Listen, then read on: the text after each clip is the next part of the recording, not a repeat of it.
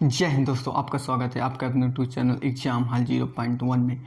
आपको हमने पिछले वीडियो में बता चुके थे शोषण के विरुद्ध अधिकार 24 और नहीं 23 और 24 में आपको एक बार रिवीजन हम करवा रहे हैं। 23 में कहा गया है तो बलात् श्रम और बेरोजगारी आप किसी से नहीं करा सकते, किंतु देश की रक्षा के लिए बेरोजगारी और बलात् श्रम आप करा सकते। जैसे एनसीसी वाले को कभी भी युद्ध हुआ या पाकिस्तान, अफ़गानिस्तान, श्रीलंका, नेपाल, भूटान, म्यांमार, मालदीव, किसी भी देश से अगर युद्ध हुआ, अगर सेना कम पड़ रही है हमारे देश में, तो आप क्या करेंगे, एनसीसी वाले को आप बुला सकते हैं युद्ध के लिए, क्योंकि पूरा डॉक्यूमेंट सरकार के पास रहता है। एनसीसी वालों को पूरा सिखाया गया है कि AK-47 कैसे लोड करना है, कारतूस कैसे लोड करना है, कैसे चलाना है गन, आपको पूरा उनको एनसीसी वालों को सिखाया जाता है।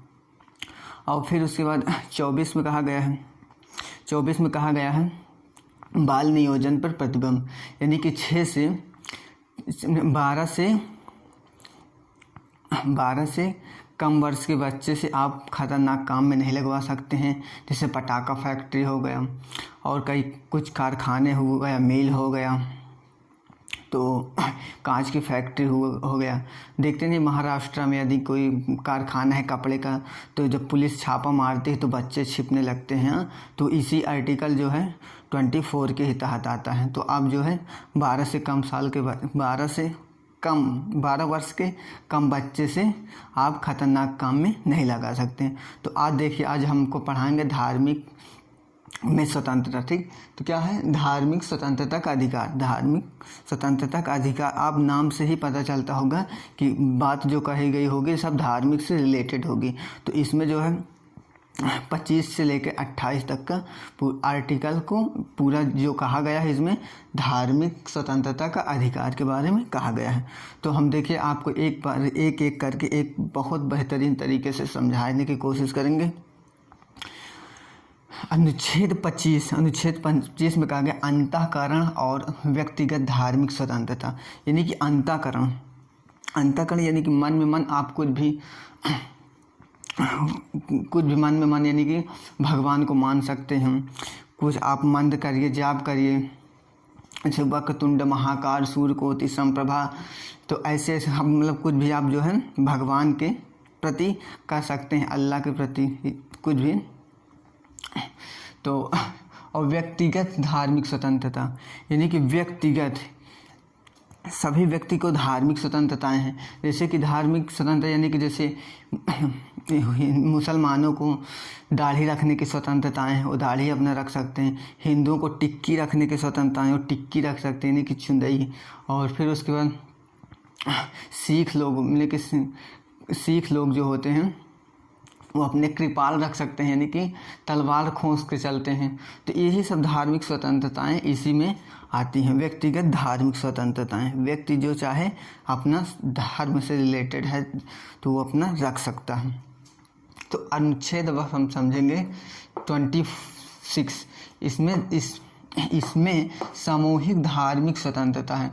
सामूहिक धार्मिक स्वतंत्रता का मतलब ये होता है आप समूह बना के, यानी कि यज्ञ करा लीजिएगा, यज्ञ कराइए, हवन कराइए, नमाज पढ़िए। जैसे देखते नहीं नवरात्र में क्या होता है, पंडाल लगा रहता है, बहुत सारे लोग रहते हैं, समूह यानी कि बहुत सारे लोग रहते हैं, उसमें पूजा होती है, आरती होती है।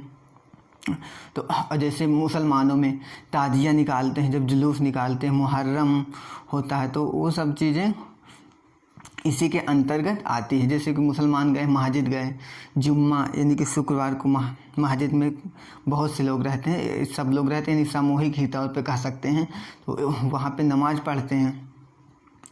तो यही सब इसमें धार्मिक स्वतंत्रताएं की बात कही गई है, सामूहिक धार्मिक स्वतंत्रता।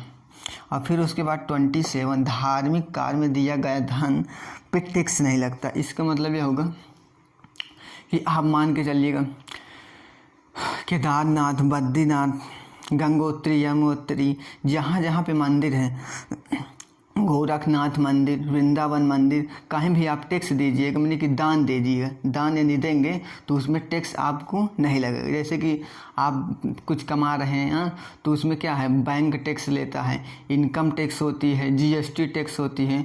तो ये सब टैक्स जो है, और जब जब दान देंगे आप मंदिर में तो ये सब टैक्स नहीं लगेगा जो पैसा देंगे। तो जैसे कि इसका मिसयूज भी बहुत होता है। जैसे आप मंदिर में दान दे दिए, ठीक, तो उसमें से कुछ मान के चलिए कि 20 करोड़ आप दे दिए दान, उसमें से 2% ही मान के लिए बैंक हमको 2% काटता है इनकम टैक्स में, यानी बैंक हमको जो है 2% काटा, यानी 40 लाख आप दे दिए। जब 40 लाख आप दे दिए तो उसमें से 2% जब कटेगा तो मतलब कि 20 करोड़ आप दिए मान के लिए मंदिर में, तो उसमें से 2% काट गए, यानी कि 40 लाख रुपए कट गए, और जो शेष बचा उसको हम रख ले लिए, फिर बाद में हम लोग जो दिए थे उसमें से काट करके, तो उसमें से 2% गया। नहीं तो जीएसटी टैक्स अलग से लगता, बैंक टैक्स अलग से लगता, इनकम टैक्स अलग से लगता। तो इसका मिसयूज भी बहुत होता है। तो धार्मिक कार्य में दिया गया धन पे टैक्स नहीं लगेगा। फिर हम नेक्स्ट समझते हैं 28 सरकारी धन से चल रहे संस्था पे धार्मिक शिक्षा में नहीं दी जाएगी। यानी कि सरकारी धन से चल रहे संस्था में धार्मिक शिक्षा नहीं दी जाएगी। धार्मिक शिक्षा नहीं दी जाएगी इसका मतलब ये है, प्राथमिक विद्यालय ही मान के चले सरकारी स्कूल है तो उसमें धार्मिक शिक्षा नहीं दी जाती है। ये सब नहीं कहा जाता है कि हिंदू धर्म में कहा गया है कि गाओ हम हिंदू धर्म की माता है, आप ये मानिए वो मानिए, ये सब चीज़ें वहाँ पे नहीं सिखाई जाती, यानी कहे नहीं जाती। और फिर उसके बाद जैसे कि बौद्ध धर्म में कहा गया, यानी कि जैन धर्म में कहा गया कि श्वेतांबर होते हैं, दिगंबर होते हैं।